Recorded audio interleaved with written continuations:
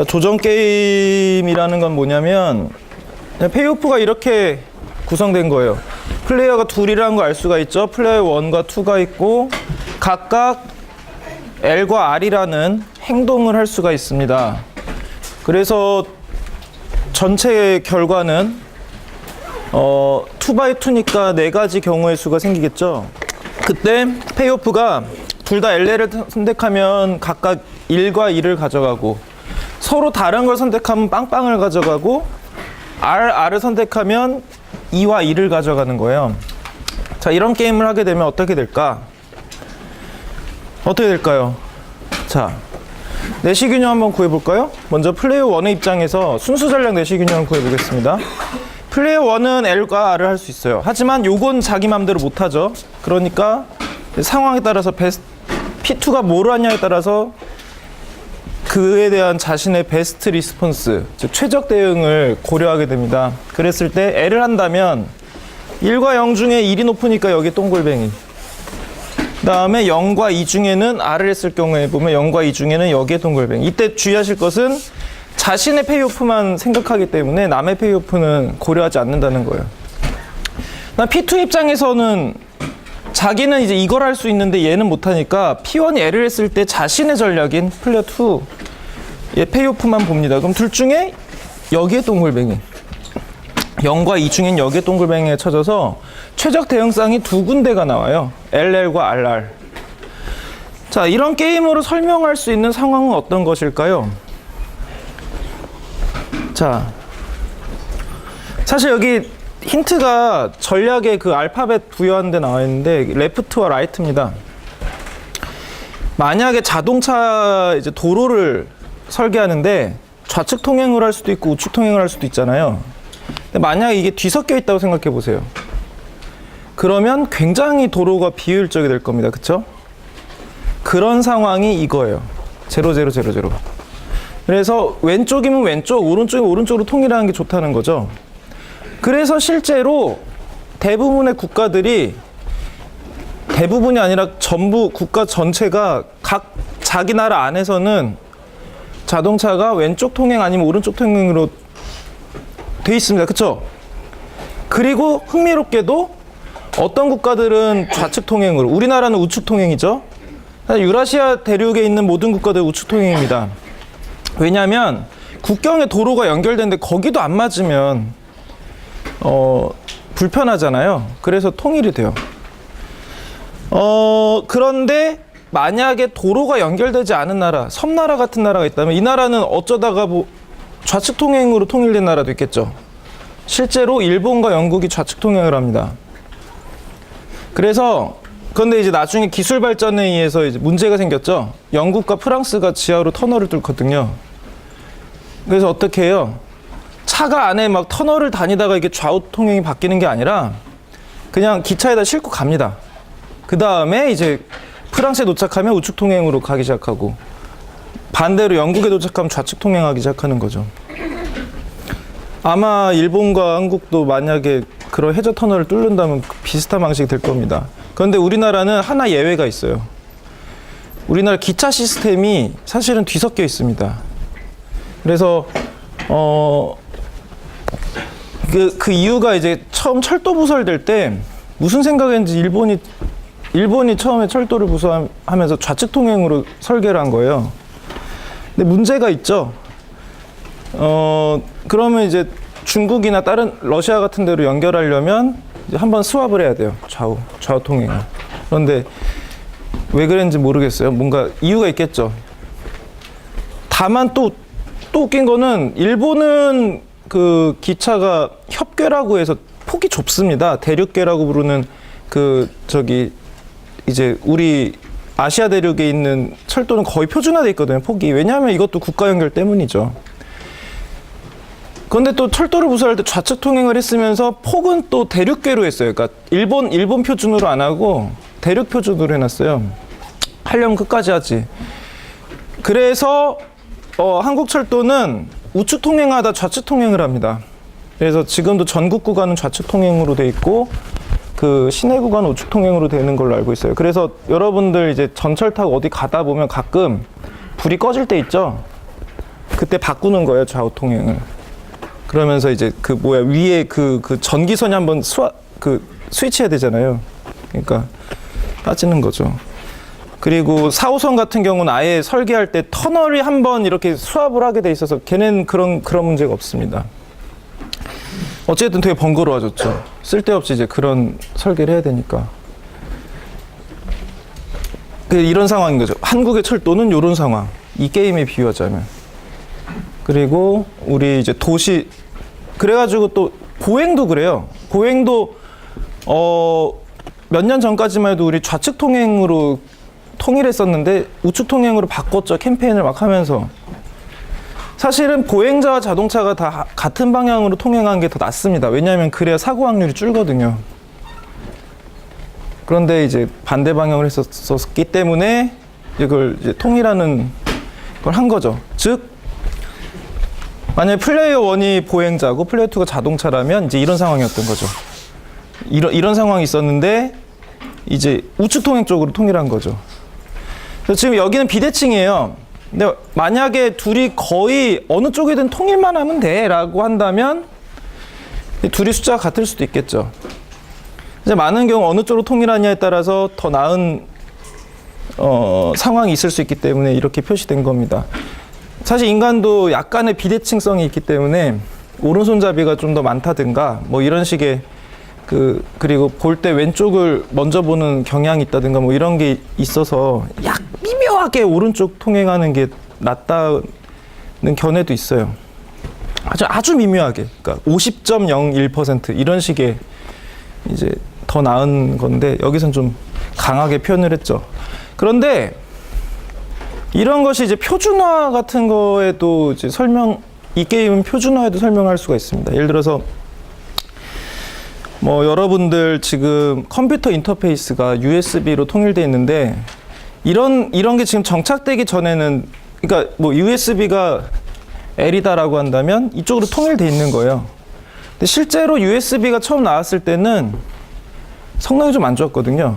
지금 많이 개선됐지만 처음 나왔을 때 USB 1.0은 되게 극악의 성능을 갖고 있었으나 이제 어디서든 꼽아 쓸 수 있다는 점이나 뭐 이런 게 좋았는지 아니면 라이센스 문제가 있었는지 그 경쟁하는 다른 그 i2221394 같은 뭐 그런 그 경쟁들을 제끼고 이쪽으로 쏠려버립니다. 근데 방금 말한 그런 다른 연결 방식이 성능은 더 좋았거든요. 그쪽으로 통일됐으면 이런 상황이었을 테지만 어찌됐든 이쪽으로 쏠리게 되면 이쪽으로 가기는 또 힘듭니다. 관습을 설명할 때도 쓸 수가 있겠죠. 이런 것들을. 여러분들이 이제 관습으로 여러분들이 좀 이렇게 일치되는, 동조되는 경향이 있잖아요. 그런 것들도 이걸로 설명할 수가 있습니다. 그리고 인간은 원래 약간 서로 동조하는 경향이 있어요. 그래서 한 명이 하품하면 막 번지죠. 하품하는 게. 그리고 웃으면 같이 이렇게 왜 웃긴지 모르는데 하고 웃을 때 있잖아요. 그래가지고 코미디 프로에서 일부러 사람들 웃는 걸 녹음해서 넣기도 하죠. 그런 그 인간의 속성을 이용하기 위해서. 그리고 보폭도 그 발걸음의 그 뭐라고 하지? 프리퀀시라고 해야 되나? 그 주파수? 아니 뭐 이상한데 아무튼 걷는 속도 있잖아요. 이렇게 요 템포 자세히 보세요. 사람들 같이 가면 서로 모르는 사람이 이렇게 멀리서 서로 스마트폰 보면서 가고 있는데 또 보폭이 똑같아요. 그 속도가. 되게 신기합니다. 저는 종종 이렇게 그런 거 보면서 야, 진짜 인간은 참 신기하다 이렇게 생각하는데 진짜 그래요. 계단 올라갈 때도 보세요. 처음엔 다른 폭으로 가다가 착착착착 맞습니다. 아무튼 그래서 순수한 내시균형을 찾아보면 찾은 거죠. 제가 그래서 지금 방법 두 가지 중에 하나를 쓴 건데 베스트 리스폰스의 쌍으로 찾은 건데 에스모글루식으로 어느 한 지점을 두고 여기서 이탈할 요인이 있냐. 만약 이 지점이면 여기 아니면 여기로 이탈할 요인이 있죠. 그리고 이쪽을 일단 이탈하면 이쪽으로 갈 수는 없죠. 그러니까 멈춥니다. 그래서 내시균형이다. 이런 식으로 설명하는데 그것도 마찬가지 똑같은 방법이에요. 그 두 가지 어떤 걸로 찾든 결과는 똑같다는 것을 수학적으로 증명할 수 있어요. 그래서 이 얘기는 제가 이미 다 표를 아까 얘기하면서 설명했던 겁니다. 또 페이오프를 다르게 설정하면 이런 게임도 있을 수 있어요.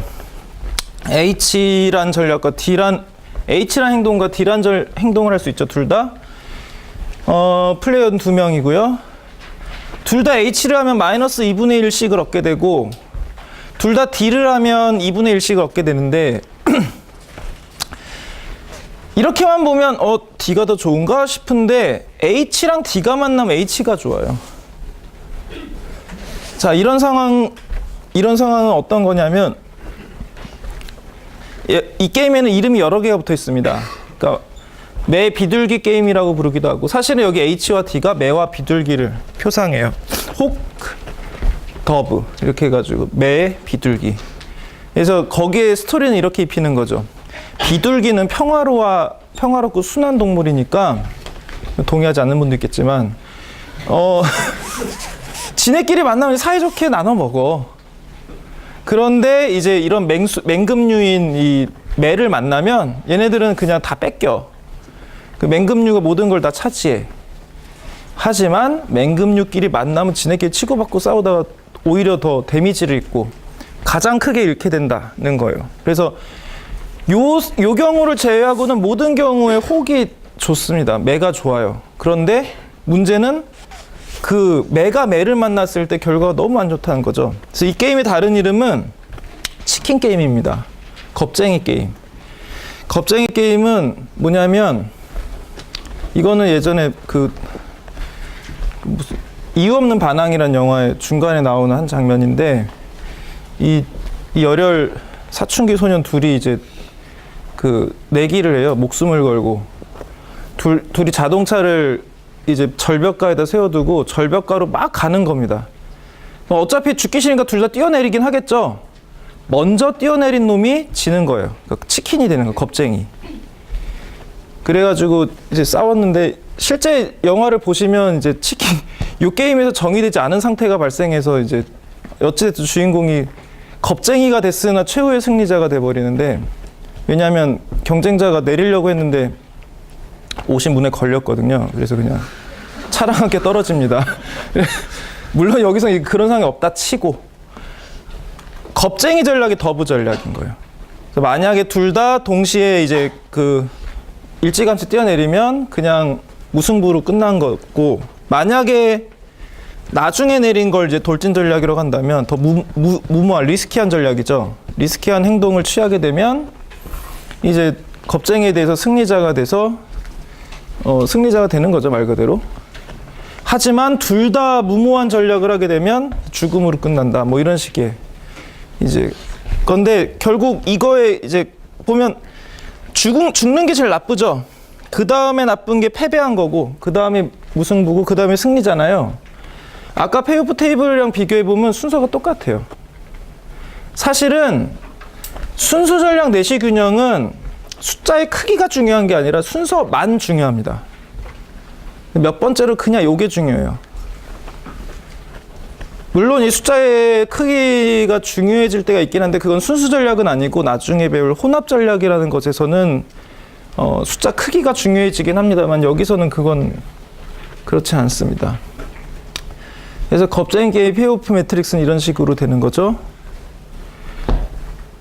이것도 해보면, 자, 우월 전략을 구해보려고 한번 시도해보세요. 그러면 우월 전략이 안 나온다는 걸 알 수 있어요. 우월 전략이 있으려면 어떻게 돼요? 상대방의 모든 케이스에 대해서 내가 한쪽이 더 좋은 전략이어야 되죠. 그래야 우월 전략인데, 보시면, 자, 여기 A 입장에서 봤을 때 B가 겁쟁이 전략을 했을 때 무승부와 승리 중에 어느 게 나아요? 승리가 낫죠. 그러니까 여기 표시를 하고, 그 다음에 패배와 죽음 중에 패한 게 낫죠. 자, 보시면 상대가 뭘 하냐에 따라서 내 최적 대응이 다르죠. 그러니까 우월 전략은 없어요. 사실 아까 조정 게임에서도 우월 전략은 없었습니다. 아무튼 그렇게 해서 체크를 해보면 요 승리 패배, 요 한쪽에 돌진하고 한쪽에 겁쟁이 전략을 하는 게 순수 전략 내시 균형으로 나와요. 한번 해보죠. 자, 일단 A 입장에서는, 이거 B의 입장에서는 A가 겁쟁이 전략을 했을 때 둘 중에 뭘 비교해야 돼요? 두 번째 거 비교해야 되죠. B의 건 두 번째 거니까 무승부와 승리 중에 승리가 나아. 그러니까 승리 반대로 A가 돌진했을 땐 패배 죽음 중에 패배가 나. 이렇게 되는 거죠.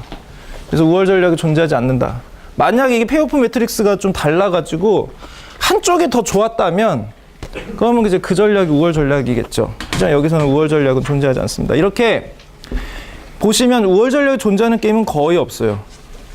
있더라도 게임 자체가 게임성이 없습니다. 그 긴박감 같은 게 없어요. 프리즈너스 딜레마가 되게 특이한 게임이에요. 그런 의미에서. A의 입장에서도 똑같이 하면 되죠. 그래서 이 두 개를 종합하면 이렇게 서로 다른 전략을 취하는, 다른 행동을 취하는 것이 순수 전략 내시 균형이라는 걸 알 수 있습니다. 그런데 조정 게임과 다른 점은 뭐냐면 이 순수 전략 내시 균형은 그다지 안정적이지가 않아요. 근데 우리는 이제 그 게임의 안정성에 대해서는 자세히 얘기하지 않겠지만 아무튼 좀 그래서 다이내믹성이 부여가 됩니다. 그래서 지금 맵 비둘기 게임을 했었는데 지금 이렇게 나온 거죠. 숫자를 다르게 매겨봤어요. 아까는 2분의 1, 뭐 마이너스 2분의 1 이런 식으로 했었는데 이번엔 또 다른 숫자를 매겨봤습니다. 어떻게 하더라도 둘 다 해보세요. 해보시면 순수 전략 내시 균형이 동일하게 나오고 우리는 자세히 배우지 않겠지만 혼합 전략 내시 균형을 구해봐도 포인트는 좀 다르긴 할 텐데 어쨌든 성격이 같아요. 위치만 약간 달라지지 그 전체적인 성격이 바뀌지 않습니다. 그래서 보수 행렬에서는 보수의 크기 순서가 굉장히 중요합니다.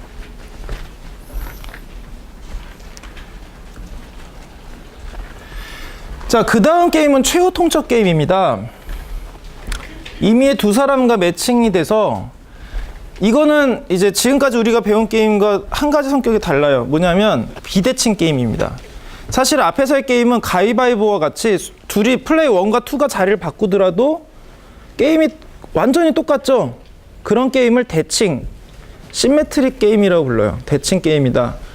지금까지 배운 게임은 전부 대칭 게임입니다. 조정 게임, 맵 비둘기 게임, 프리즈너스 딜레마 전부 다. 하지만 최후 통첩 게임이라고 불리는 이 얼티메이텀 게임이라고 불리는 이 게임은 비대칭 게임이에요. 왜냐하면 둘의 롤이 달라요. 역할이. 그래서 한 사람은 제안자가 됩니다. 그래서 프로포저를 제출해요. 뭐냐면 우리 지금 갖고 있는 예산이 있는데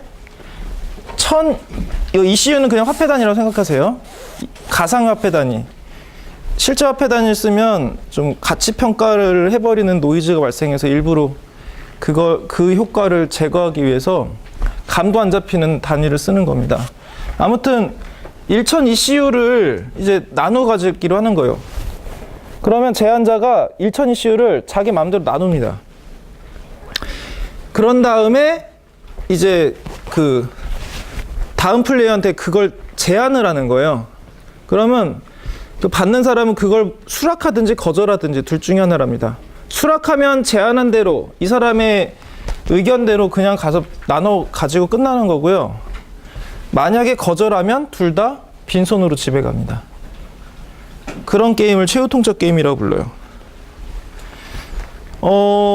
사실은 최후 통첩 게임도 여러분들이 해볼 수는 있는데 요거는 비대칭 게임이라 누가 어떤 롤이 되냐에 따라서 결과가 실제로는 양쪽 다 되게 중요하거든요. 굉장히 다이내믹스가 있습니다. 생각해 보세요. 얼핏 생각하면 제안한 사람이 엄청 유리할 것 같죠?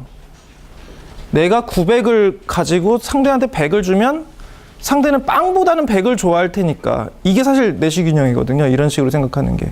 그래서 어떻게 하냐면 정말 줄 수 있는 최소 단위만 틱 던져주고 나머지는 다 자기가 가지는 걸 제한하는 게 내시균형이 돼요.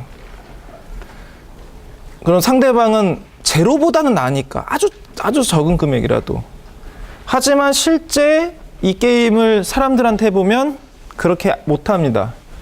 그렇게 하면 내가 거절할 경우에 마음속에 이렇게 생각하는 거예요. 그래, 내가 잃는 건 사실이야. 하지만 나는 티끌만큼 잃게 되고 얘는 왕창 잃게 될 거야. 라는 거죠. 이걸 사고 실험을 해보려면 액수를 엄청 크게 매겨서 한번 해본다는 거예요. 만약에 뭐 1000억이다. 뭐 마음속으로야 뭐 얼마를 쓰든 상관없으니까 1000억을 분배하는 게임을 했다고 쳐요. 그럼 내가 999억 9,999만 원을 가지고 너 10,000원 가져 했어요. 그러면 나는 거절할래? 이렇게 하면 이제 나야 10,000원 잃는 거지만 저쪽은 999억 9,999만 원을 잃게 되는 거잖아요. 손해본다는 생각이 안 들 겁니다. 그걸 아니까 이제 얼마 정도로 해야 되나 생각하는 거죠. 그래서 이 제한받는 사람의 협상력에 따라서 오히려 제한받는 사람이 더 많이 가져갈 수도 있어요. 물론 이런 상황이 되려면 게임이 좀 여러 번 반복돼야겠죠. 더 심한 것도 있어요. 독재자 게임이라고 해서 이거는 제한한 사람의 롤은 똑같은데 제한받는 사람은 행동이 없어요. 그냥 받아요. 뭐 거절하고 자시고 무조건 받아. 왜냐하면 얼티메이텀 게임이 해보니까 사람들이 의외로 되게 그 중간쯤에서 나눠 가지는 성향이 있는 거예요. 게임 이론적인 분석에 너무 안 맞잖아요. 그래? 그럼 혹시 그 상대방의 그 거절하는 것에 대한 두려움 때문인가 싶어서 아예 거절하는 권한도 삭제해버리고 한번 해본 거죠. 그걸 딕테이터 게임이라고 하는데 완전 자기 맘대로 하는 거니까. 놀랍게도 사람은 그런 때에도 그렇게 격심하게 분배하는 경우가 별로 없다는 겁니다. 물론 얼티메이텀 게임보다는 더 제한하는 사람이 유리하게 하는 경향이 있긴 하지만 그렇다고 해서 그러면 내가 1,000원 다 가질게 너 빵원 가져 하는 경우도 별로 없다는 거예요. 그렇게 하는 게 자기한테 제일 이득이잖아요. 딕테이터 게임으로 치면. 아무튼 그런 게임도 있습니다. 사실 그거는 게임이라고 아무튼 게임이라고 분류하는 거죠. 그런데 이게 우리가 맨날 하고 있는 게임이에요, 사실은. 여러분들 물건을 사고 그러잖아요. 소비자로서 소비할 때 사실 얼티메이텀 게임의 일종을 하고 있는 겁니다. 그걸 얼티메이텀 게임으로 설명할 수 있거든요. 이때는 여러분들이 이제 수락할 건지 말 건지를 고민하는 거예요. 제한자들은 판매자들입니다. 그래서 이제 뭐 편의점이 야 여기 있는 이 뭐 카페가 야 지금 아메리카노 시원한 것을 뭐 포샷에 2,000원에 어때? 하고 딱 제안을 한 거죠. 그러면 소비자는 보고 오 좋은데 하고 하면 억셉트 하는 거예요. 그 분배의 제안을. 싫어 하면 그냥 가는 거죠. 맨날 하고 있는 거잖아요. 만약에 거절하면 양쪽의 페이오폰 제로고 수용할 경우에는 판매자는 이 사람의 판매 이윤이죠. 그러니까 그 프라이스에서 자기가 그걸 그 아메리카노를 만들기 위해 들어간 비용을 빼는 거죠. 그렇게 해서 얻게 된 이윤이고 구매자는 이 상품을 구매함으로써 원래 가지고 있던 윌링리스 투 페이 있죠. 그게 그 커피에 대해 가지는 구매자의 가치가 돈으로 환산된 거잖아요. 그것보다 프라이스가 낮으니까 샀겠죠. 소비자 잉여를 얻게 되는 거예요. 각각 생산자 잉여와 소비자 잉여를 가지게 되는. 그런데 이제 최후통첩 게임 제한자가 만약에 좀 박하게 한다면 자기 프라이스를 임금님껏 올리고 그래서 얘 소비자 잉여를 되게 조금 분배시키는 거죠. 아예 초과해버리면 소비자가 안 살 테니까. 아니면 그런 소비자들한테만 판다든가 이런 게 가능한 거죠. 그러면 아무래도 리젝트할 가능성이 높겠죠. 그러니까 덜 팔리는 거예요. 이게 이런 식으로 그 수요 함수를 해석할 수도 있는 겁니다. 그 여러분들도 지금 하고 있는 거고. 그리고 순수 전략 내시 균형은 우리 앞에서 전 시간에 내시 균형은 모든 게임에 존재한다고 그랬는데 여기서의 내시 균형은 순수 전략 내시 균형 플러스 혼합 전략 내시 균형이에요. 그러니까 둘 다 하면 반드시 존재하는데 둘 중에 하나는 반드시 존재합니다. 둘 다 존재하는 경우가 대부분이고. 순수 전략 내시 균형이 이런 게임은 없어요. 이거 짤짤이거든요. H와 T는 헤드 테일, 그러니까 앞면 뒷면이에요. 동전을 던져서 한쪽이 먼저 접어. 이제 앞면이 뒷면으로 돼 있겠죠. 맞춰봐 하는 거예요. 그래서 맞추면 즉 P1이 H를 접었는데 P2가 H를 맞췄어. 그럼 P2가 2를 가져가고 얘는 1원을 잃는 거죠. 못 맞췄어. 이건 반대로 이제 그 동전 한 해가 이제 얻는 거죠. 이런 식의 게임입니다. 해보시면 짠 해서 동그라미 쳐지고, 짠 해서 동그라미 쳐지고, 짠 해서 동그라미 쳐지고, 동그라미 쳐져서 겹치는 게 하나도 없어요. 그리고 에스모글루식으로 이제 옮길 요인을 검토해보면 여기서는 2번 플레이어가 이쪽으로 갈 요인이 있고, 근데 이게 빙빙 돌아요. 보시면 한 곳에 안 머무릅니다. 모든 점에서 다른 쪽으로 가게 될 그 인센티브가 있어요. 그래서 순수 전략 내시 균형이 없습니다. 여기서 PSNE는 퓨어 스트래티지 내시 이퀄리브리엄. 순수 전략 내시 균형 글자가 너무 많아서 줄였어요. 아무튼 그러면 내시 균형 어디 있냐? 사실은 있습니다. 얘도 계산해 보면 있어요. 가위바위보 게임도 순수 전략 내시 균형이 없는 게임입니다. 이 게임은 나중에 혼합 전략 내시 균형이라는 개념을 도입해서 계산하면 최적 대응이 나오는데 반드시 랜덤하게 해야 된다는 결론이 나와요. 사실은 혼합 전략이라는 게 바로 내 전략을 랜덤으로 결정한다는 뜻입니다. 근데 랜덤으로 결정해도 확률은 정해야겠죠? 그래서 모든 전략들을 확률적으로 구사하는 그런 전략을 내시 균형이라고 합니다. 자, 이 부분을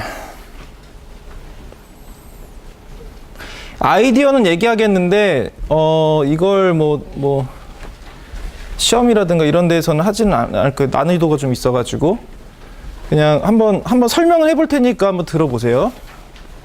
그러면 혼합 전략 내시 균형을 어떻게 찾냐면 여기서도 베스트 리스폰스를 찾습니다. 그러니까 내가 행동이 두 개가 있을 때 H랑 T가 있을 때 H와 T를 구사할 확률을 정해요. 그럼 H 아니면 T니까 하나가 P면 하나가 1 빼기 P겠죠?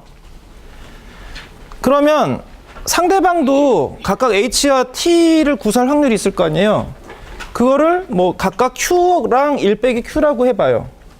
그렇게 한 다음에 구해야 되는데 이거 여기서 파이 1 괄호 열고 H는 뭐냐면 플레이어 1의 페이오프입니다. 파이 1이라는 건 플레이어 1의 페이오프라는 뜻이고 H는 내가 H를 구사했을 때예요. 그러니까 이거는 지금 플레이어 2 입장에서 보는 거예요. 플레이어 2가 봤을 때 플레이어 1이 H를 하게 되면 내가 Q의 확률로 내가 선택할 수 있는 건 Q잖아요. Q의 확률로 마이너스 1을 얻고 1 빼기 Q의 확률로 2를 얻겠죠. 보수표 보시면 그렇게 돼요. 왜냐하면 이게 H고 이게 T거든요. 그래서 H로 맞추면 아니지. 잠깐만. 뭐야? 헷갈려. 보수표를 봐야 돼. 자, P1이 H를 구사할 확률이 P고 이게 1 빼기 P고 P2가 H를 구사할 확률이 Q고 이게 1 빼기 Q라면 파이 1이 가져가는 거니까 파이 1은 P2가 Q를 어떻게 할지는 결정 못하죠. 그러니까 내가 H를 한다면 어떻게 될까 계산해보면 이제는 P2가 이걸 둘 중에 하나를 땅 하고 구사하는 게 아니니까 확률적으로 구사하니까 기대값을 구해야 될 거 아니에요. 그러니까 마이너스 2를 Q의 확률로 얻게 되고 그쵸? 그 다음에 1 빼기 Q의 확률로 2를 얻게 되죠. 그래서 앞에 식 그 파이 1 H가 그렇게 나오는 거예요. 파이 2 H도 똑같이 할 수 있죠. Q의 확률로 2를 얻고 1 빼기 Q의 확률로 마이너스 2를 얻게 돼요. 그렇게 해서 계산한 게 요 놈이거든요. 그쵸? 그런데 나는 이게 플레이어 2의 입장이라고 했는데 플레이어 1의 입장입니다. 왜냐면 플레이어 1이 지금 생각하고 있는 거니까. 근데 플레이어 1이 P나 1 빼기 이거를 H나 T를 할 거를 이제 확률적으로 구사해야 되는 상황이라면 어떤 상황이겠어요? 내가 어떤 걸 하더라도 아리까리한 상황에서만 확률적으로 구사하겠죠. 왜냐하면 만약에 한쪽이 어떤 식으로 하든지 조금이라도 보수가 더 나으면 100% 확률 그걸 할 거 아니에요. 그쵸? 그러니까 확률적으로 구사한다는 것 자체가 어떡하지라는 거예요. 내가 만약에 짜장면 매니아야 확실하게. 그럼 짜장면과 짬뽕 앞에서 짜장면을 단호하게 선택할 거 아니에요. 그쵸? 주사위를 건져서 결정할 때 언제예요? 짜장면 먹을까 짬뽕 먹을까 이게 아리까리할 때죠. 전략도 마찬가지예요. 내가 이 전략하면 무조건 유리한데? 하면 그냥 무조건 그걸 하겠죠. 내가 주사위를 던진다. 즉 확률을 어떻게 구사할지를 고민한다는 상황은 뭐냐면 내가 이 전략을 하든 저 전략을 하든 아리까리한 상태여야 된다는 거예요. 그래서 파이원 H와 파이원 T가 같을 때 문제가 발생한다는 건데, 혼합 전략을 고려하는 상황이. 그래서 이걸 이퀄로 두고 막 계산해 보면 Q가 2분의 1이 나와요. 그리고 플레이어 2 입장에서 파이 2H랑 파이 2T를 계산해 본 다음에 막 이퀄로 두고 계산해 보면 P가 또 2분의 1이 나와요. 이건 무슨 뜻이냐? 양쪽 다 2분의 1의 확률로 그냥 찍어야 된다는 거예요. 한쪽에 치우치지 않은 확률로. 가위바위보 게임도 해보시면 가위와 바위와 보를 완벽하게 3분의 1의 확률로 구사를 하면 그게 최적 대응인데, 그 현실에서 나도 그럼 앞으로는 그렇게 살아야겠다 하고 이제 주머니에 주사위를 두고 다니면서 던져서 1, 2면 가위, 3, 4면 바위, 뭐 5, 6이면 보 라고 했는데 승률이 별로 안 좋은걸요? 이렇게 얘기가 나올 수 있어요. 왜냐하면 인간은 모든 사람이 주사위를 갖고 다니면서 던지면서 하질 않죠. 그러면 그게 제일 나아요. 그나마. 인간은 머릿속에서 랜덤 함수를 굴리죠. 그래서 특정한 걸 먼저 냅니다. 사실은 3분의 1로 골고루 내지 않아요. 궁금하시면 가위바위보를 하면서 그냥 친구들 만날 때마다 야 그냥 다짜고짜 가위바위보 해봐 한 다음에 뭐 기록해서 통계표를 내보세요. 그러면 뭔가 쏠려 있다는 걸 알 수 있습니다. 그 개성도 있고. 예를 들어서 저희 친구는 가위를 맨 먼저 내요. 항상. 저는 알고 있어요. 친구는 몰라. 자기는 랜덤으로 내는 줄 알아. 그래서 실망할 때는 이제 뭐 보도 내주고 그러겠죠. 아무튼 그럼 이제 실제 경제 상황을 가지고 제 에스무글루 교과서에서는 이 공자연의 비극을 게임으로 내고 있습니다. 그래서 우리 익스터널리티 할 때 배웠잖아요. 그걸 이제 게임으로 보자는 거예요. 행동 두 개입니다. 오염을 많이 배출하는 기술, 그리고 또 다른 행동은 오염을 적게 배출하는 기술이에요. 그래서 오염을 모든 기업이 적게 배출하면 환경도 좋아지고 지속가능 발전이 가능해져서 오히려 더 수입은 좋아요. 그런데 만약에 한쪽이 저오염 기술을 쓰는데 이쪽이 고오염 기술, 고오염 기술은 그에 상응하는 대가가 있으니까 고오염이겠죠. 생산량도 더 적어지는데 오염도 더 많이 배출해. 그럼 할 이유가 없잖아요. 그렇죠? 사실은 뭔가 기업의 이득 측면에서 더 유리하니까 그렇게 하는 걸 거예요. 그렇게 하면 고오염을 한 애가 훨씬 더 많은 걸 가져가는 거죠. 그런데 둘 다 오염을 하게 되면 이제 고만고만한 상황이 되는 거죠. 이것도 한번 내시균형, 순수절 내시균형 구해볼까요? 해보면 대강 어떤 게임에 속하는지 알 수 있습니다. 자, 빨간색 플레이어를 봤을 땐 기업2가 오염을 했을 때 5천과 5만 중 이쪽이 좋네. 여기 동그라미 쳤죠. 그 다음에 오염 안 하는 걸 봤을 때 7만과 9만 중에 9만이 좋네. 오염이 우월 전략이죠. 기업2도 해보면 오염이 우월 전략이에요. 프리즈너스 딜레마라는 것을 알 수가 있습니다. 아이고, 뒤에다가 크게 써놨네. 아무튼 프리즈너스 딜레마예요. 숫자의 크기의 순서를 보시면 프리즈너스 딜레마와 구조가 같다는 걸 알 수 있습니다. 이걸로 왜 70년대 미국의 담배 회사가 미 의회가 담배는 몸에 안 좋으니까 TV 광고 금지를 하자라고 했을 때 표정 관리를 했는가? 좋아서 막 어쩔 줄 몰라. 그러니까 전혀 막 서운해하지 않았다는 거죠. 그거를 설명할 수 있는 한 가지 대안입니다. 어차피 담배 산업은 경쟁제가 없어요.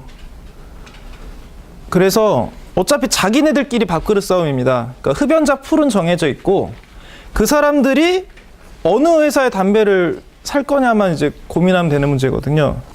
그러니까 광고를 엄청나게 해댔단 말이에요. 그런데 사실은 광고는 비용이 들잖아요. 비용이 많이 들고 상대가 광고하는데 내가 광고 안 하면 마켓쉐어를 많이 뺏겨요. 그러니까 상대가 광고하면 나도 광고를 해야 돼. 하지만 어차피 흡연자 풀은 뻔하기 때문에 어차피 어느 회사 거를 사긴 살 거예요. 그렇죠? 그러니까 총 이윤을 생각하면 아무도 광고하지 않는 게 제일 나아요. 그런데 이렇게 두면 광고가 우월 전략이 됩니다. 해보시면 이것도 페이오프로 계산해 보시면. 하지만 무광고가 더 나은 상황인 거죠. 그러니까 게임 이론적으로 보면 결국 광고 전쟁으로 치달을 수밖에 없어요. 내비두면, 시장에 내비두면. 그런데 고맙게도 광고를 금지해 주시니 우리는 무광고에 더 나은 균형이죠. 양쪽 다 더 낫죠. 파레토 개선된 그 상황으로 갈 수 있으니까 오히려 환영받는 거죠. 잘 됐다. 이렇게 되는 거죠. 그래서 사실 게임 이론이라는 건 이렇게 상대방의 의사결정이, 그러니까 나의 아웃컴, 나의 페이오프가 나의 선택뿐만 아니라 상대방의 선택이 어떻게 되냐에 따라서도 결정된다는 것은 되게 대부분의 경제 현상에서 발생하는 상황입니다. 그래서 굉장히 강력하긴 한데 몇 가지 주의하실 게 있어요. 지금 우리가 한 건 진짜 게임 이론의 기초 중에 기초였습니다. 이걸로 이제 모든 걸 설명하려고 하게 되면 많은 문제점에 부딪히게 되는데, 일단 게임 이론을 기술하려면 전에 얘기했듯이 플레이어가 누군지 명확해야 되고, 각 플레이어의 행동이 뭔지 알아야 되고, 그리고 플레이어들은 초합리적이어야 되고, 그 다음에 가능한 모든 행동쌍에 대해서 그걸 스트래티지 포트폴리오라고 그랬죠? 그거에 대해서 페이오프가 얼마인지를 알아야 되는데, 이 네 가지 조건 중에 일부라도 충족 못하면 게임을 완전하게 기술할 수가 없습니다. 그래서 분석이 안 돼요. 물론 이 네 가지가 완전하게 기술되면 분석할 수 있습니다. 그래서 이 보수조합, 그러니까 페이오프가 어떻게 되는지 각 경우에 대해서 어떻게 되는지 정확히 알지 못하는 경우가 많아요. 심지어 내가 할 수 행동이 어디까지인지도 모르는 경우도 있어요. 아니 가위바위보인데 이런 것도 돼? 원래 됐어 몰랐어? 이러면서. 아무튼 그다음에 경기자들의 이질성도 있습니다. 그러니까 사실은 이제 초합리성을 가정하고 있기 때문에 이 얘네들은 한치 오차도 없이 정말 모든 경우를 검토한 뒤 가장 나은 거를 택할 거라는 건데, 상대방도 그렇게 할 거라는 전제에서만 통해요. 그러니까 저놈은 정말 진짜 자신의 이윤을 위해서는 어떤 걸 포기할 거라는 게 확실하니까 프리즈너스 딜레마 상황에 처했다고 보세요. 그러면 나도 디펙트 할 수밖에 없지 라고 마음 편하게 결정할 수 있겠지만, 상대방이 마더 테레사야 그러면 헐 이러고 이제 디펙트를 하진 않지 않을까 이렇게 생각할 수도 있다는 거죠. 그러니까 상대방이 경험이나 정보력의 차이, 그리고 합리성에 대한 그런 부분들이 다르다면 나의 최적 대응도 달라질 수 있어요. 그래서 이런 것들을 다 감안해야 됩니다. 그래서 이론적으로 여기가 내시 균형이니까 여기 답이야 이라는 거는 사실 상당히 강력한 몇 개의 조건을 충족해야만 도달할 수 있는 범위라는 거예요. 그 다음 이슈는 전개형 게임과 반복 게임입니다. 잠깐만요. 어디 보자.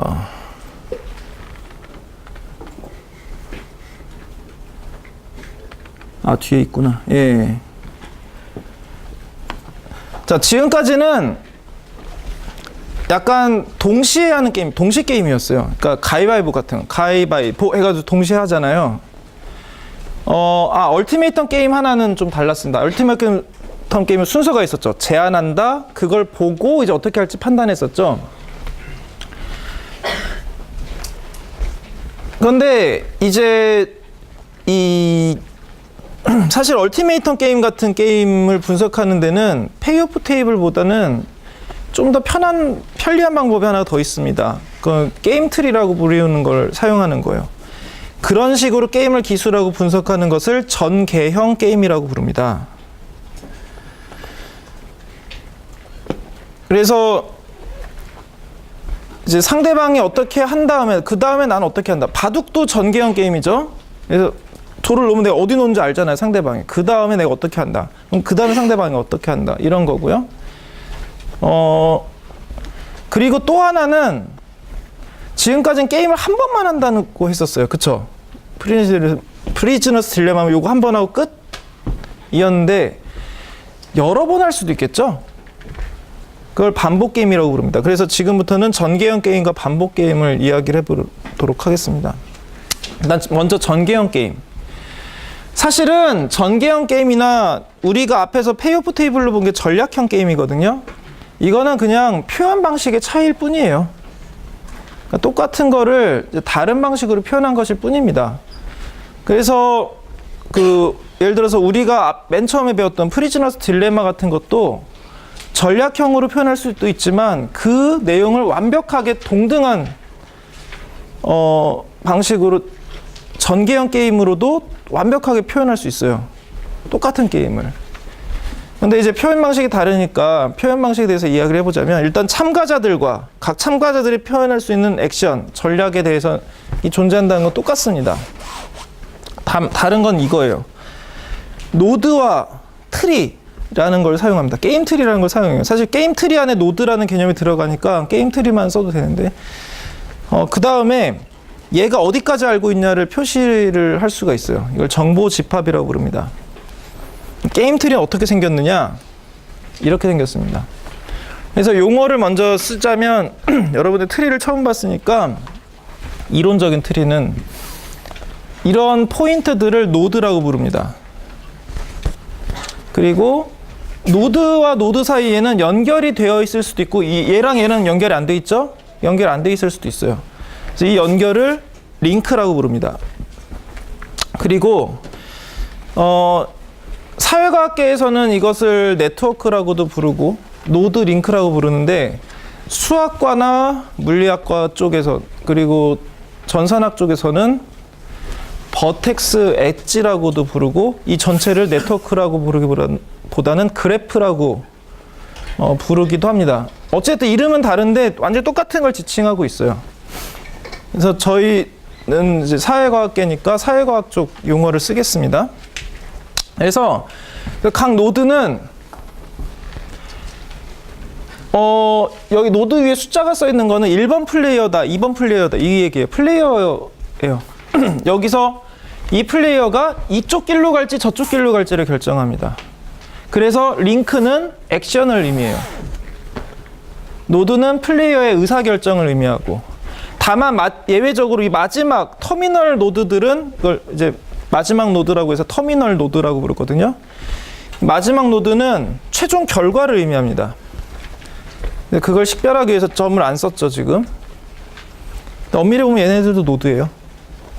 아무튼 1번 플레이어는 라지 L이나 라지 R이라는 액션을 취할 수 있어요. 그래서 라지 L을 취하면 이쪽 길로 가는 거고 라지 L을 선택하면 이쪽 길로 가는 거예요. 그러면 플레이어 2는 스몰 L과 스몰 R 중에 하나를 선택할 수 있는 겁니다. 그래서 만약에 1번 플레이어가 라지 L을 하고 2번 플레이어가 스몰 R을 선택하게 되면 플레이어 1은 3, 플레이어 2는 2를 가져간다. 이런 거예요. 이제 게임의 이 트리로 봤을 때 어떻게 해석해야 되는지는 아시겠죠? 자, 그러면 최후 통첩 게임을 이런 트리로 표현하려면 어떻게 될까요? 일단 문제를 단순하기 위해서 원래는 1000 ECU를 나누는 거였으나 지금은 그냥 11가지로 쪼개 100단위로만 줄 수 있어. 그러니까 최소 단위가 100이야 라고 하면 0, 100, 200, 300, 400에서 1000까지 제한할 수 있죠. 그러니까 너 빵원 가져. 너 100원 가져. 너 200원 가져. 200 ECU 가져. 너 1000 ECU 가져. 이렇게 제한까지 할 수 있으니까 총 11가지가 있죠.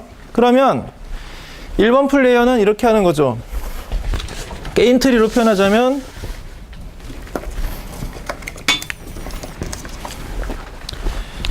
먼저 제한자인 1번 플레이어가 그냥 행동 이름을 저 제한한 액수로 표현하겠습니다. 제로부터 100, 200 해서 짠짠짠짠 해서 다리가 링크가 총 11개가 나오겠죠? 1000까지. 그쵸? 그 다음에 플레이어 2는 이제, 아이고, 이거 가나?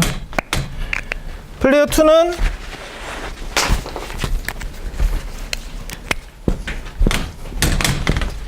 각 자리에 대해서 억셉트 하거나 리젝트 하거나 그래서 여기서 억셉트 하면 나는 빵을 가지고 상대는 1000을 가지고 끝나겠죠. 리젝하면 빵을 가지고 끝나겠죠. 여기서 억셉트 리젝 쭉 나오겠죠? 여기선 100을 가지고 900을 가지고 여기선 빵 이런 식으로 나머지도 어떻게 채워야 될지 아시겠죠? 마지막은 내가 억셉트 하면 이번에는 내가 1000을 가지고 상대는 빵을 가지게 될 것이고 리젝하면 빵을 가지게 될 거죠. 자, 이게 얼티메이터 게임의 전개형 표현입니다. 그럼 정보집합이란 무엇이냐? 일단 정보집합에 속하려면 노드의 집합인데요. 노드를 묶어버릴 거예요. 근데 묶기 위해서는 반드시 각 노드의 그 의사결정 플레이어가 같은 아이여야 돼요. 같은 플레이어야 됩니다. 그래서 이 경우에는 정보집합을 묶으려면 뭐 이거나 이 중에 일부를 묶을 수가 있는 거죠. 정보집합으로 묶어지면 무슨 뜻이냐면 얘네들이 알고 있는 게 얘네들은 그 정보집합 안에서 어느 위치에 있는지 몰라라는 뜻이에요. 자, 한번 볼까요? 지금은 2번 플레이 아까 맨 처음에 보았던 그 게임 트리죠. 근데 여기선 정보집합이 명시되어 있습니다. 이 말은 무슨 뜻이냐면 두 번째 플레이어는 상대방이 라지 L을 했는지 라지 R을 했는지 몰라. 그래서 내가 지금 이 위치에 있는지 이 위치에 있는지 몰라요. 그런 채로 의사결정을 해야 된다는 거예요. 그러면 정확히 이 게임은 요 전략형 게임과 완전 똑같은 게임이 됩니다. 자, 이건 가위바위보로도 알 수 있어요. 만약에 정보집합이 없는 가위바위보다라고 하면 순서를 먼저 정해서 맨 처음 사람이 내겠죠. 바위를 내. 그럼 다음 사람이 바위를 냈네? 이기고 싶으면 볼을 내고, 비기고 싶으면 주먹을 내고, 지고 싶으면 가위를 내겠죠? 그럼 게임이 재미가 없어지죠. 그런데 만약에 1번 플레이어가 먼저 냈을 때 2번 플레이어가 상대가 뭘 냈는지 모른다고 생각해 보세요. 실제로 그런 식으로 가위바위보를 하기도 하죠. 둘이 등을 맞대고 서서 한쪽이 먼저 내고, 근데 두 번째 상대방은 얘가 뭘 냈는지 몰라. 그 상태에서 시간차를 두고 뭐 이렇게 내가지고 가위바위보를 하기도 하잖아요. 만약에 얘가 절대로 상대방이 먼저 냈는지, 먼저 무엇을 냈는지 알 수 없다면 동시에 내는 거랑 똑같다는 걸 알 수 있습니다. 생각해 보시면. 그게 이 상황이에요. 그래서 이건 사실상 전개형으로 표현했지만 동시 게임입니다. 그래서 그러면 이제 몰라. 두 번째 플레이어 얘가 라제를 했는지 라지 R을 했는지 모르니까 그냥 보고 자기가 생각을 해봐야 되는 거죠. 이것도 내시균형 한번 순수 전략만 구해볼까요? 1번 플레이의 경우는 상대가 L을 했을 경우 여기 동그라미고 여기 동그라미. 라지 L이 5월 전략이네요. 강월안에. 그 다음에 플레이어 2의 입장에서는 이 일 중에 여기가 동그라미, 이쪽에 동그라미. 그러니까 결국은 여기로 가겠네. 그쵸? 여기가 순수 전략 내시균형이겠죠. 자,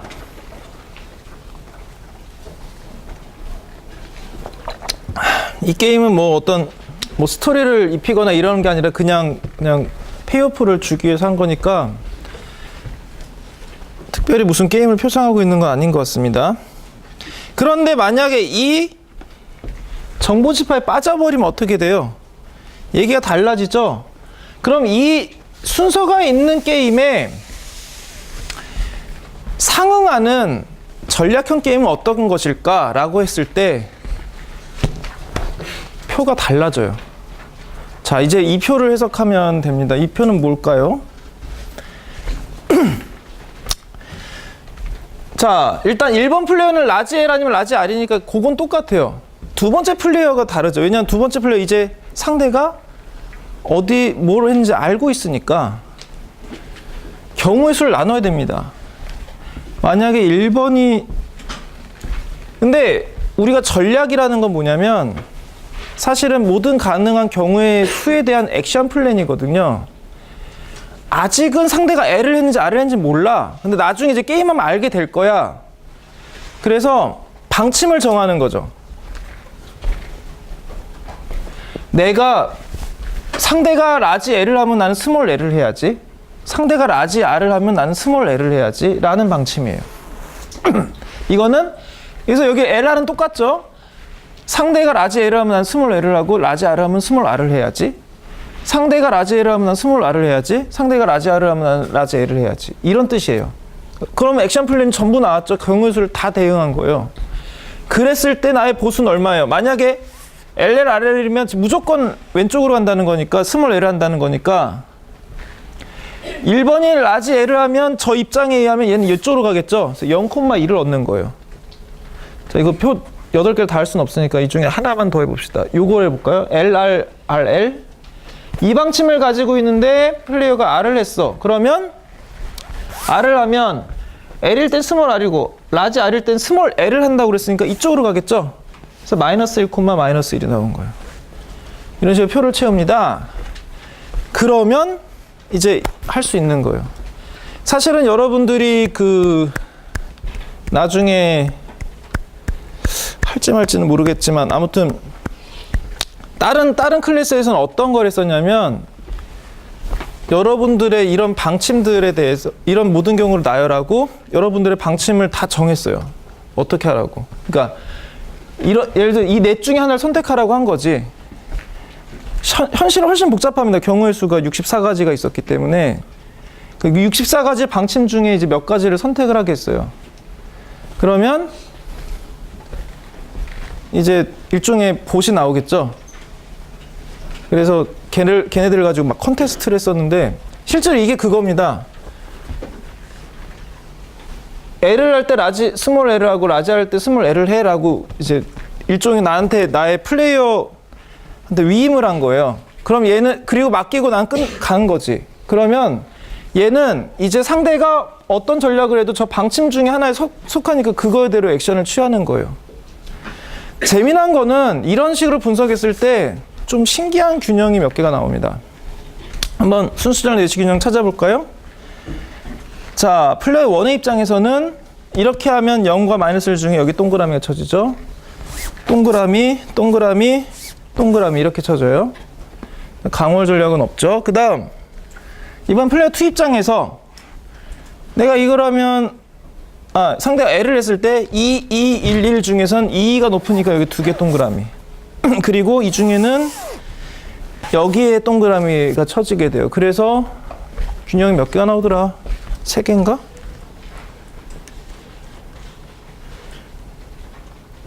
3개, 2개 2개 나오는구나. 2개 나와요. 그래서 보시면 아이고 요 놈이랑 요 놈이 나오거든요. 자, 보시면 얘는 무조건 스몰 L을 하는 전략을 하게 된다면 얘는 그럴 때 라지 L을 취한다는 거죠. 그러니까 이번 플레이어는 이렇게 하겠다는 거예요. 이렇게 하겠다는 거. 그런 상황이라면 나는 상대방이 이렇게 한다면 나는 이 마이너스 1과 0 중에 0이 나니까 라지 L을 택한다는 거죠. 이게 내시 균형이 하나 나오고 그 다음에 요거는 요 순수 전략 내시 균형은 라지 L일 때는 스몰 L을 하고 라지 R일 때는 스몰 R을 하는 전략입니다. 그렇게 해서 그렇게 한다고 봤을 때는 얘는 1번 플레이어가 봤을 때는 이쪽으로 가면 나는 2를 얻고 이쪽으로 가면 0을 얻네? 그러니까 이렇게 가는 거죠. 그래서 순수한 내시균형 2개가 나와요. 근데 가만히 생각해보면 뭔가 좀 이상합니다. 하나가. 이 중에 하나는 그냥 그러려니 하겠는데 두 번째가 좀 이상해요. 뭐냐면 요 놈이 좀 이상합니다. 요 놈이. 왜 그런가 볼까요? 일단 이상하지 않은 놈을 먼저 봅시다. 자, 전개형 게임을 풀 때 제일 좋은 게 뭐냐면 거꾸로 되짚어가는 거예요. 그래서 제일 말단부터 봅니다. 만약에 두 번째 플레이어가 이 상황에 있다면 어떻게 할까요? 자, 마이너스 1과 0이니까 일단 여기까지 어떻게든 도달했다면 사실 앞에 과정을 생각할 필요 없죠. 여기서 한번 마이너스 1과 0이 나니까 이렇게 할 거야. 자연스럽죠. 그리고 이 상황에서 보세요. 두 번째 플레이 입장에서 만약에 어찌됐든 어떻게 왔든 여기까지 왔으면 이 일 중에는 2가 나, 그쵸? 이렇게 선택한 게 자연스러워요. 그쵸? 그러면 1번 플레이는 알아. 이쪽으로 가면 이렇게 갈 거고 이쪽으로 갈 거면 이렇게 간다는 거 알아. 그러면 사실 얘는 고려할 필요조차 없죠. 그러면 나는 0 아니면 2 중에 어느 게 더 나은가 봐서 이쪽이 낫네. 이건 되게 자연스러워요. 요 균형은. 즉, 요 아이는 자연스럽습니다. 그런데 요 놈 이상해요. 생각해보면 얘는 뭐냐면 지금 두 번째 플레이가 무조건 스몰 L을 할 거야 라고 한 거거든요. 이렇게 할게 될 경우에는 1번 플레이어가 봤을 때는 2 아니면 마이너스 1을 얻으니까 마이너스 1을 안 내지 이렇게 가는 거예요. 그런데 저 방침은 지금 이 위치에 갔을 때 여기로 가겠다는 거잖아요. 이렇게 가면 어떻게 돼요? 나는 여기로 가면 손해를 봐. 두 번째 플레이어가. 이상하죠? 자, 이게 뭘까요? 근데 왜 순수전력 내시균형으로는 잡히고 뭔가 이상할까요? 사실은 여기에 내시균형의 특수성 하나가 있습니다. 단점이 하나 있어요. 내시균형이 위대한 이유는 모든 게임에 존재하기 때문인데 그게 약점이기도 합니다. 하나만 있는 건 아니거든요.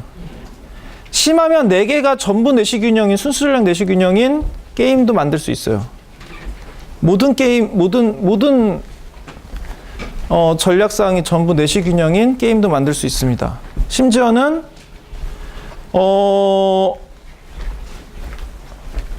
거기에 혼합 전략까지 있을 수도 있어요. 그러면 굉장히 많아질 수도 있거든요. 그래서 내시균형은 사실은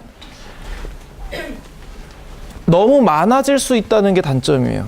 그런데 방금 말한 방식으로 그렇게 거꾸로 되짚어가는 것을 후방 귀납이라고 하는데 이런 후방 귀납적인 방법으로 전개형 게임에서는 내시균형보다 조금 더 말이 되는 균형을 걸러줄 수 있습니다. 사실은 아까 같은 경우가 내시균형 중에 조금 이상한 균형을 걷어낸 거예요. 그래서 방금 말한 걸 이제 후방 귀납법이라고 합니다. 하는 법은 되게 간단해요. 되게 직관적입니다. 일단 터미널 로드를 포함하는 이제 가장 작은 게임부터 시작해서 어느 게 최적인지를 먼저 구해놔요. 그럼 나머지는 이제 거기로 갈 일이 없는 거죠. 그러면 이제 거기로 가면 그쪽 길로 갈 거야 라는 식으로 계산하는 거예요. 이거를 후방 귀납법으로 해보면 이렇게 되는 거죠. 자, 2번 플레이 입장에서는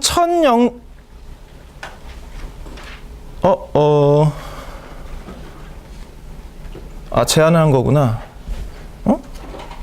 제로를 두 번째 플레이어한테 제한하면 여기 0이지. 이거 순서가 바뀌었네요. 그쵸? 00 갖고. 100을 제한하면 두 번째 플레이어가 100을 갖고. 이거 다 바뀌었네. 1000을 제한하면 두 번째 이건 또 맞네? 네. 자, 아무튼. 자, 그럼 후방 귀납법은 이렇게 부분 게임으로 이렇게 보는 거예요. 그래서 이렇게 보면 일단은 여기서 두 번째 플레이어는 이게 훨씬 낫죠? 이렇게 갈 거고 이쪽에서는 그래도 100이 더 나니까 이쪽으로 무조건 갈 거예요. 여기서는 빵빵이니까 어디로 가도 이상하지 않죠? 이건 어느 쪽으로든 다 가는 거야. 자, 그러면 1번 플레이어는 이쪽으로 가겠죠. 아니면 여기는 좀 애매하긴 한데 아무튼 이쪽으로 갈 건 확실합니다. 만약에 이게 문제가 그래서 실제로는 우리가 이런 결과 나오는 이유는 이 액수를 지금 정해놨기 때문에 최소 액수를 정해놨기 때문인데 만약에 내가 정말 무리수까지 유리수 막 비트코인 나누듯이 정말 작게라도 나눌 수 있다면 그 최소 값이 내시균형이 되겠죠. 사실은 이게 0으로 가요. 0에 수렴합니다. 0이랑 똑같아지지 않지만 0에 수렴해요. 그래서 얼티메이트 게임의 내시 균형은 이쪽입니다. 게다가 이렇게 갈 거랑, 그러니까 얘만 아리까리한 걸 제외하고는 전부 다 억셉트를 가죠. 그러면 당연히 1번 플레이어는 억셉트를 할 거니까 이 중에 제일 유리한 거는 얘죠, 얘. 얘한테 가는 겁니다. 굉장히 불평등하고 상대방한테는 최소한의 금액만 주는 게 내시 균형이 돼요. 그래서 이렇게 내시 균형 여러 개들 중에 하나를 일부를 솎아주는 것을 리파인먼트라고 부릅니다. 내시 균형을 걸러준다는 거죠. 좀 더 말이 되는 것을 골라준다는 겁니다. 그리고 이런 식으로 후반기납법을 통해 구한 균형을 서브 게임 퍼펙트 이퀄리브리엄이라고 부릅니다. 줄여서 SP라고 해요. 그래서 실제로는 그 순수자랑 내시 균형은 두 개지만 이렇게 서브 게임 퍼펙트 이퀄리브리엄 구하면 그 이쪽이 요 순수자랑 내시 균형이 좀 더 말이 된다라고 해석을 할 수가 있는 거죠. 그러면 요 내시 균형은 아예 의미가 없느냐? 사실은 해석을 할 수는 있습니다. 자, 뭐냐면 여기 스몰 L로 간다는 거는 야, 이 자식아, 네가 이걸 택하면 나는 이거 할 거야 라는 뜻이잖아요. 보세요. 고수의 구조를 보세요. 제일 안 좋죠? 너 죽고 나 죽자라는 뜻이거든요. 그래서 너 라지 R 하면 나 막 나갈 거야 라는 뜻이에요. 쉽게 말해서 협박이라는 뜻입니다. 만약에 플레이어 2가 이런 방침을 가지고 있다는 걸 알고 있다면 저 자식이 라지 R 하면 나는 확 죽어버려야지. 같이 하고 절벽에서 뛰어내릴 테야 라고 생각을 한다면 그게 무서워서 라지 L을 할 수도 있다는 거죠. 자, 이걸 좀 더 강하게 강조하는 게임이 바로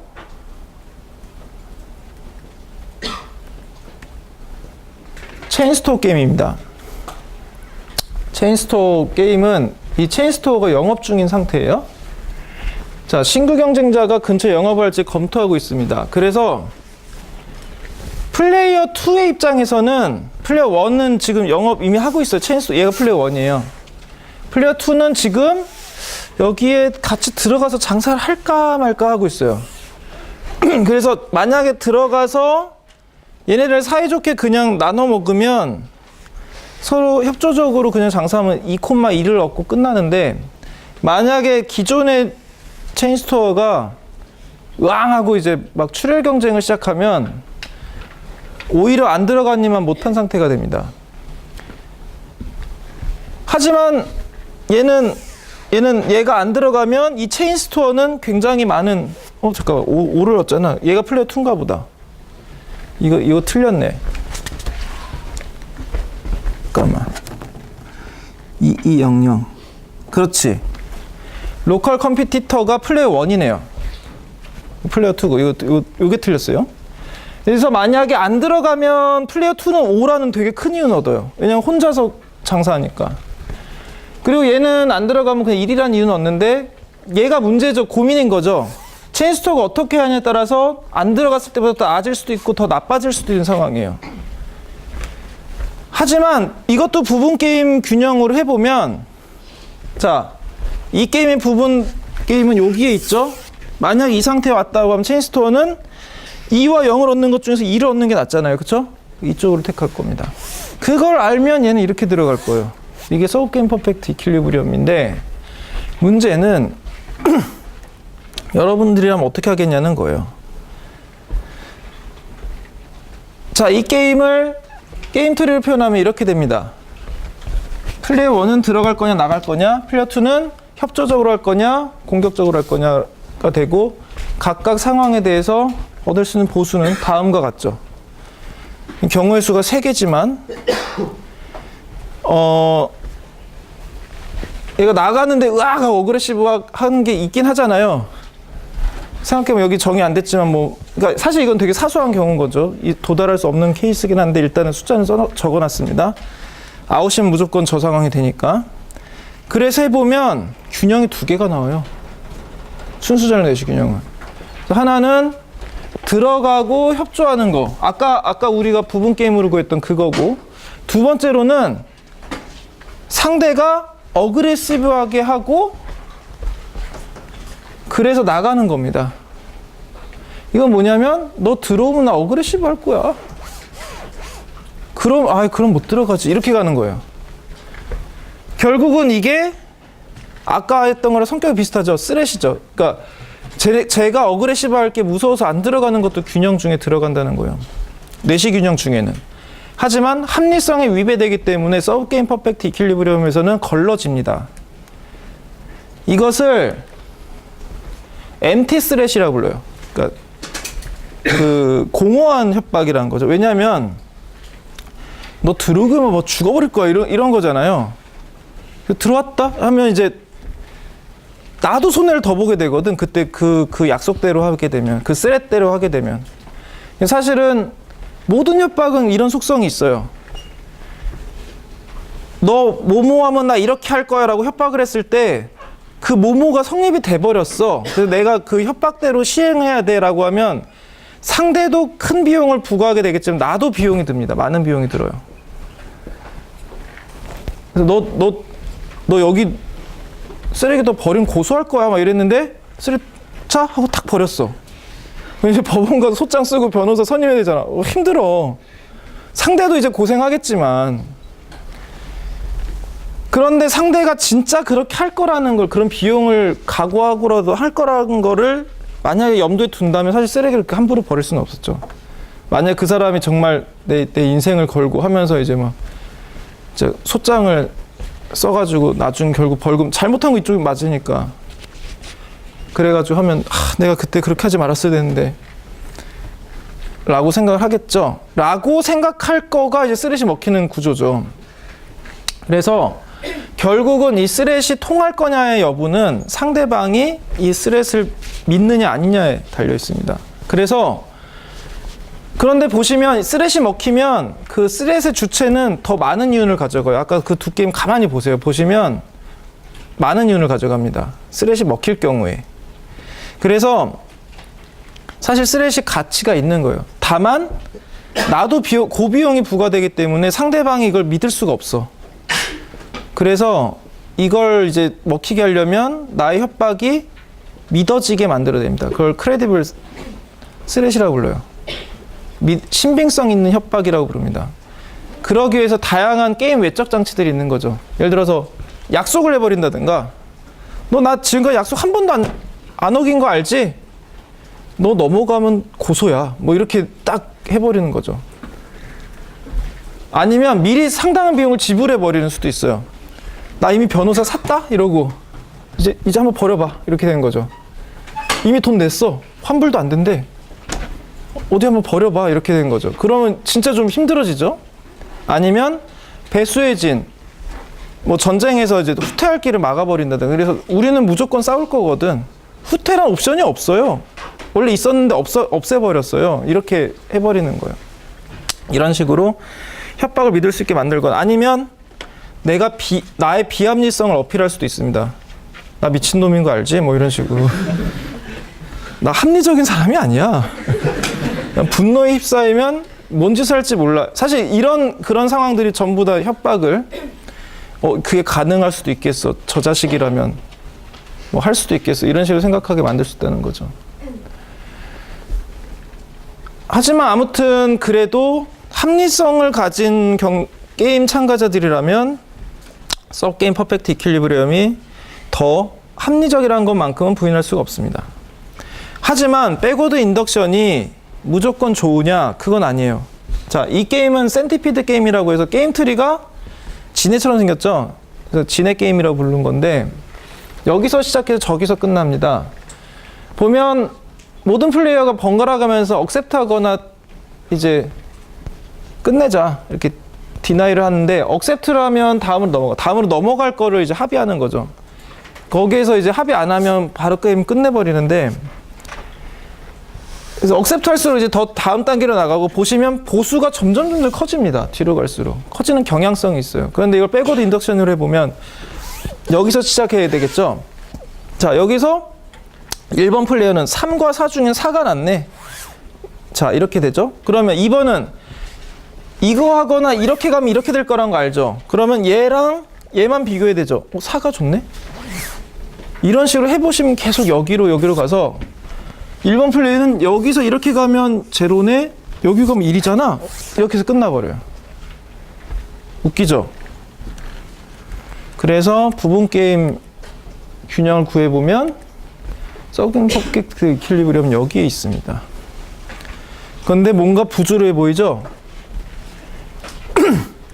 그리고 이거는 최후 통첩 게임의 축약 버전입니다.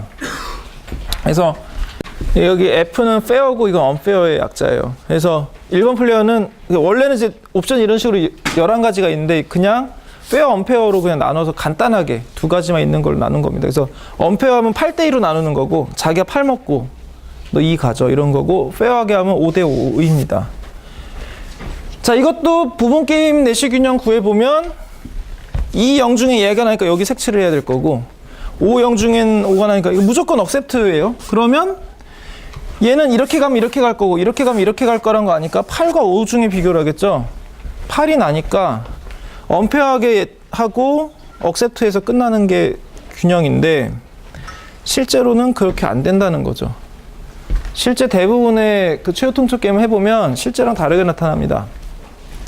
페어한 쪽으로 더 가요. 페어한 경우 더 많이 나타나요. 그래서 이 최후 통첩 게임이 유명한 겁니다. 그리고 이론적인 합리성에 대해서 계속 이제 의구심을 품고 있는 사람들한테도 굉장히 많은 이제 시사점을 던져줬죠. 그래서 이걸 설명하는 방식은 되게 다양한 게 있는데 하나는 레셔널리티가 부족해서 그렇다. 사람들은 완벽한 레셔널리티 그 전제조건 만족한 존재가 아니다.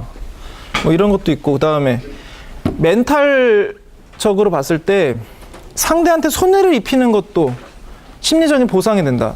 나는 비록 뭐 10,000원을 잃었지만 상대한테는 990억을 손해보게 만들었다.